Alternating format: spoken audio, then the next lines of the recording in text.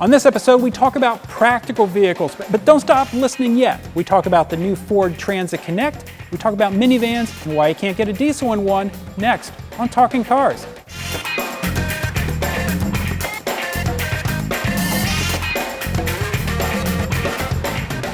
Hi there, welcome to Talking Cars with Consumer Reports. I'm Tom Mutchler. I'm Gabe Shenhar. And I'm John Lincove. We're going to start out this episode with a question. I'm considering buying a Ford Transit Connect van. It would replace my 2008 Chevy Colorado with a fiberglass topper as my bicycle hauler go camping for a couple weeks vehicle. I'm jealous of someone who can go camping for a couple weeks. I think it would be a real improvement in nearly every way, but I wonder about reliability given CR's low ratings of Fords in general. Any other issues to be concerned with? Indeed, I'd very much like to know what other issues besides connectivity tech issues lead to Ford's poor ratings across the board, because I'm a Ford guy. There's a lot there, but let's first talk about the Transit Connect. What is a Transit Connect? What, is he a Ford guy and he's coming off of a Chevy Colorado? I don't know. Why didn't he buy a Ford Ranger? Yeah. Well, actually, there's good reasons not to. All right. Well. Okay, we forgive you. Well, the Transit Connect is it's basically an urban commercial vehicle. It's based on the Ford Focus, and it handles really well. I mean, surprisingly agile. Because that's what everyone needs when they're hauling their vegan cupcakes to the farmer's market. Is well, it can't awesome hurt, handling, comfortable ride, fairly quiet interior. Yep. Yeah. I mean, the interior is amazing. I mean, there's so much space in that square box. It's unreal. But, I mean, it's going to be a major upgrade from his Chevy Colorado.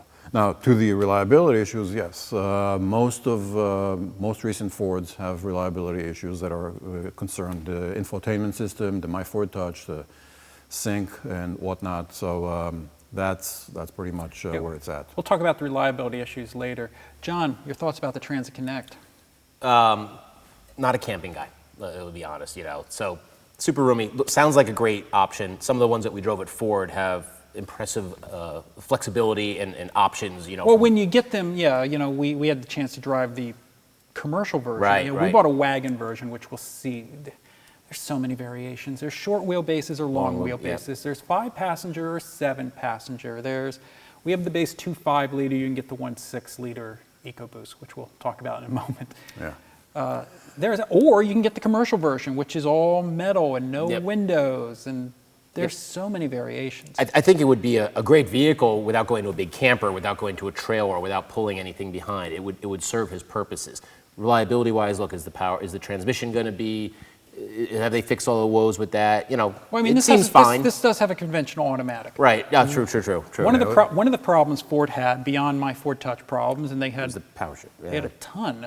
Was the power shift dual clutch transmissions in Fiestas and Focus. You don't have that in that car. Yeah, and I forgot that. My bad. You do have the 1.6 liter, which did have some problems, but probably most of them are going to be 2.5s. Most of them are 2.5s. And that engine has been around since the wheel was around. Oh yeah, so. it's basically a leftover from the Mazda partnership, I think. Yeah. Yeah, it's a comfortable sporty. It'll handle well. He'll be comfortable on a highway or whatever windy roads going off to whatever campsites he's going to. Driving. I don't think it's the most comfortable seating position. It's kind of odd. It's odd. In some ways. It's narrow. It is odd. I mean, I think. But again, coming from a Colorado, it's going to be a stellar upgrade. Well, first of all, if the Colorado was 4-wheel drive, obvly this isn't. You're not going to have the ground clearance of a Colorado, so you got to say that. Yeah, it's pretty low to the ground. I mean, it gives you a great loading, low loading floor. But yeah, I mean, it's not for any dirt roads or anything like that Actually, that are rough. You raise a good point about the load floor. The load floor it's fairly low in the passenger version. Yep. If you're doing this for camping, I would probably think about, and it's just for camping, you didn't have to haul your family on. I would think about speccing out one of the van versions with the windows, because you take the seats out. Or without the seats, you'd have an even lower load floor. You'd have even more space. And you don't deal with the fiddly seats with raising and lowering them if you get into that. They're supposed to fix it, but still, Yeah, that's one of the issues. It's a convoluted process. That's one of the issues with this car is that compared to a minivan, the seats are kind of a pain. Totally. I mean, it takes a lot of muscle, and it's very unintuitive. I mean, just the fact that they have all these stickers there with like about 7 or 8 There's steps. Stickers and straps and color coding. It's so complicated. It's so frustrating. And ours, they know it. They're working on the fix. And ours, it seems to jam when it's here, and when we take it back to the dealer, it works fine. And our car's been to the dealer. Speaking of reliability, this thing was at the dealer for almost 2 weeks. There was a bunch of interior trim that fell off. The door handle broke. There were parts that had to be ordered. It's probably going to have some body integrity issues, squeaks and rattles. Yep. First year stuff. Well, not only first year, but I mean, it's a van. It's sliding doors. Certainly. It's a big open space. Just the nature of them is you wind up with squeaks and rattles. Yeah, especially if you're then taking it slightly off-road or something, or compromised situations, you're going to get even more. Yeah. I mean, I'd really, I would have loved, theoretically, to recommend this car as a minivan alternative, but the fact is that minivans, you know, Odyssey, Sienna, they've gotten so good and so, they're so filled with details and nice, nifty little things that make living with them so easy. And I mean, so comparing this to a minivan, it's like they're not even in the same league. You know, that's a good point. Our car behind us, is $27,000. It doesn't even have a USB input. Obviously, you can get that. You can get the sync. You can get My 4 Touch. You could spend even more money on it. I don't know that that's an awesome value for 27 grand. You can get a Grand Caravan, you know, for 24 or 25, and it's not the most reliable minivan, but there's a lot more luxury in that than this. An Odyssey. Can't you get an Odyssey LX for less than 30? Yeah, it's right about 30. Yeah. Look, as a minivan, it's not in comparison. As the utility for the gentleman is asking, kind of depends on where he's going to take it. But like you said, maybe getting the commercial version is better. I think if you get the commercial version, then it will have increased utility. Yep. I don't know if you get the passenger version, if it will. But it limits your options. You get the commercial vehicle, it limits your options. I mean, let's say you just happen to, I don't know, have the need to transport 7 passengers. Nice to have that. Yeah, maybe. Maybe a little more information, Yeah. but it could serve its purpose. But I wonder if he'd be better served as a minivan, with a minivan. And I mean, that goes to the next question we got. Can you discuss minivans? Why are there no minivans with a diesel engine in the US? Also, why does no one mention the Nissan Quest when discussing minivans? You rate it number 2, exclamation point. Minivans are great. We've talked about minivans before. And the Honda Odyssey is probably the best family vehicle you can buy. Just spent a week and a half in ours on vacation. Yeah. It was super flexible, super easy to drive, did everything, held 6 people and luggage because of the deep well in the back. Like, No, it's a terrific car. I mean, it drives well. I think it's probably the best Honda in my mind. I'd agree with that. You know, the other thing is, for what the first person asked, I'm about to take, again, our test Odyssey for a 3-day weekend mountain biking. It's great. I don't need to screw with a roof rack. I just put the bikes in the back. There's room for plenty of stuff. I can change my clothes in the back. yeah.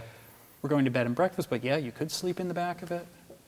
I mean, you know, maybe that's a better choice than a Transit Connect. True. Why are there no diesel minivans? Not in the U.S. I mean, in Europe, there is diesel Ford Transit with a manual transmission. You Well, that's can what I did. rent all day. I rented my in-laws are from the UK. We rented a Ford Galaxy, so I'm sitting on the right-hand side, stick shift diesel minivan. Every enthusiast's mind just exploded here in the U.S. It wasn't all-wheel drive, right? Oh, if it was all-wheel drive and brown. Yeah. Then, yeah, it would be the perfect enthusiast car. Look, it's a small market. They're not going to really, I think, invest. It's a segment, but it's still a smaller segment and a shrinking segment compared with the growth of SUVs. If they're going to put a diesel engine and worry about the price point, worry about the technology and investment that's going to go into an SUV line first before they're going to do it into a minivan. Minivans sell to a core group. They're loyal to that group. Again, it's ever shrinking, but that's just probably one reason you're not going to see. Yeah, I think the minivan market's price sensitive. Yep. It is. I mean, it's you're going to pay more for the diesel. I mean, it costs more to clean up the diesel. Yep. And then from a customer point of view, you're going to see a car that gives you maybe a 25% better fuel economy, but it's slower and it's noisier and it doesn't give you like this effortless, smooth power delivery. Well, except for the off the line, no. Mid-range would be nice. Yep. Yeah. So, I mean, the segment is how large? What, 700,000 units a year? So let's say 10% of people are going to go for the diesel. That's just not from a manufacturer's point of view, that's a pretty shaky business case. It's also, minivans get better fuel economy than SUVs anyway. They do. You're already getting 20, 21 out of the Odyssey, I think. And plus, who are the leaders in the minivan segment? It's Honda and Toyota, and they're not big believers of diesels. They're big on hybrid. No, which ironically, Chrysler will have a hybrid in their redesigned minivan, plug-in hybrid Right. next time around. The one thing I want, while we're on the topic briefly, I want a minivan that tows 5,000 pounds. Minivans are terrifically stable tow vehicles, long wheelbases, low to the ground, independent rear suspension. They can handle the weight. I really wish some manufacturer would just step up to the plate If only they put a diesel in it. and a stick shift and all-wheel drive and paint it brown. While we're on the topic of minivans, my family will need a new/used car soon. At the moment, we have a 2007 Toyota Sienna. What would be a good used car for under 10 grand that has 3 rows and good fuel economy? Really? I mean, I hear the crickets. You know. you're going to have to go pretty far back into the 90s for that kind of price. Well, no. I mean, you can get a Mazda 5. You could get a 2000, if you get a Mazda 5, 3 rows of seats, decent fuel economy. I mean, as an urban runabout, it's not a... It's not a replacement for the 07 Sienna. Oh, no, it wouldn't be. No, Yeah. I assume it's second car. You'd want to get a 2010 or newer because that's when you got stability control. 12 was the redesign, which wasn't a big redesign. Other than that, I mean, Kia Rondo. for what, the 18 months they made one? Yeah, you I can mean, find one. It's probably dirt cheap. How'd you remember that one? I'm working on Wow. a project where it's come out of the woodwork, so to speak. Yeah, but if the third row is not really roomy, I mean, if you're comparing it to a Sienna, it has, you know, even to a Mazda 5, it has no space. Yeah, I actually think for 10 grand, your best thing is to buy another Sienna. A used Sienna, Maybe or suck it up with the fuel costs and just buy another Sienna. use Odyssey or something like that. Or then, you know, Nissan Quest someone talked about. You could probably find an old Quest. That actually reminds me, we didn't answer the question about the Nissan Quest. Yeah, what about that the Nissan Quest? What about it? It looks like Godzilla. That too, and it's All that and yeah, and I mean, it's really it rides comfortably. It's pretty quiet, but it's really clumsy handling. It's really boring to drive. It has a CVT that's kind of annoying. So that's 6 that's passenger its only. deal.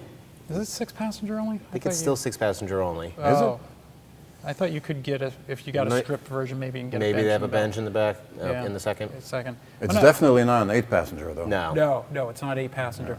The reason it scores so well is it is quiet. It's very plush.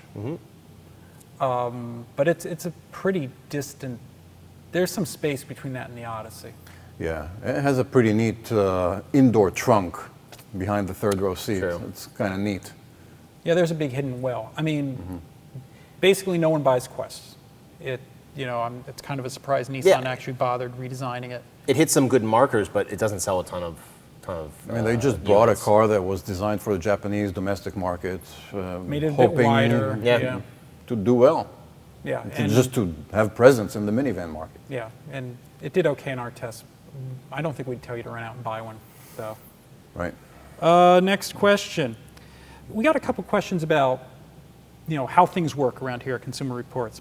If I was a dealer knowingly selling to CR and were crafty, also known as ruthless, I might make sure the vehicle being purchased is in some way superior versus a vehicle that may be sold to an average consumer, thus potentially scoring higher in your test. In other words, how do you purchase vehicles so these variables are eliminated? Are fake beards abundant in the offices of CR? First of all, real. All real. I mean, Not present. That's why we buy cars anonymously, and we don't tell the dealer who we are. We do the whole thing on our private phones or emails, and only a couple of hours before delivery time, we tell them this is it, who we are, this is how the car needs to be registered, and that's how it's going to be.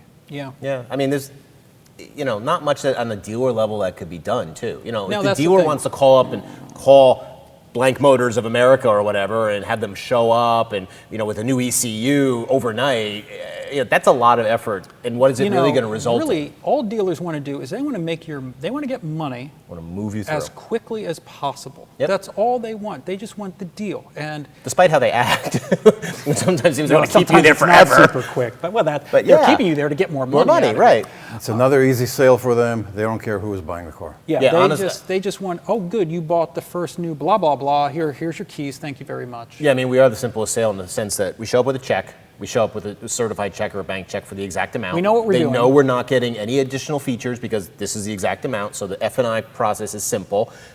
we're pretty much paying almost MSRP because it's one of the first cars off the lot. A so lot of there's times, not yeah. a lot of times that there's huge negotiating room, so you're not with that So, back I mean, and forth. there's not a lot they could do either. Yeah. You know, they're not going to take the door panels off and spray in more More foam or noise something, yeah. insulation. They're not going to change the ECU. They're certainly not going to spend the money to put better tires on it. Yep. That No. would just come out of the dealer's profit. Yeah, exactly. Yeah, I mean, yeah, the dealer's not altruistic enough to think, hey, you know, if I make this Toyota Camry super special, they'll sell more of them. Yeah. They're not thinking, they're not that. Let's not give them ideas. No, let's not. P0s on the next Honda Fit with, and it weighs 5,000 extra pounds from insulation. That's Our right. compound, Hoosier. Yeah. Right, there we go. We'll Yeah, know yeah. it. Yeah, we'll figure it out. Also, there's enough dealers around that we don't repeat dealers usually. And there's a lot of turnover at dealerships. There's a lot of There's turnover at dealerships. Yeah, exactly. Another question about how we do things. Does CR have a dynamometer to verify horsepower and torque numbers claimed from the manufacturers? Who keeps them honest? If they misreport EPA mileage numbers, don't you think they might be making mistakes reporting horsepower numbers? I'm going to answer this one. Who cares? I mean, I care about fuel economy. That comes out of my pocket. We care about how it works, Yeah. not what it has. I mean, so acceleration, fuel economy, that's what we measure, that's what's important. We were toying with the idea of getting the dynamometer years ago, and we scratched that. Yeah. Your thoughts? For bench racing, maybe. You know, I'm glad that the Buff Books or some websites go out and they have the Dynapacks or whatever, you know, and they have the portable ones. Good for them to keep those guys honest with that. Yeah, it doesn't matter in a Transit Connect if it's putting out 138 or 132 or whatever the hell the number is. It matters if the seats fold properly. It matters if it gets the claimed fuel economy, because fuel economy makes a big difference in your pocket. 2 horsepower doesn't make any real difference. No, I mean, you're right. When you're chasing down the enthusiast wormhole, yeah, you're going to care. But, And good for them. But, you know, you could have a car that has 20 more horsepower and it weighs something more, or they put the second to third shift in a certain place that it makes it feel doggy, or the transmission doesn't want to downshift, so you can't dig into the torque that you want. Hey, look at the, And it the, feels the underpowered. Tahoe, the Chevy Tahoe. You know, Yeah, it's got it's numbers. 355, I think, horsepower. It's got a stump puller, but you put your foot into it, it feels like it's stuck in molasses. So Yeah. some of that's bench racing. Yeah. So that's why we don't do it. I mean, I understand the question. Fuel economy is more important. Yep. That's going to wrap it up for this episode of Talking Cars. As always, we appreciate your comments and questions. Keep them coming. Hope to see you next time.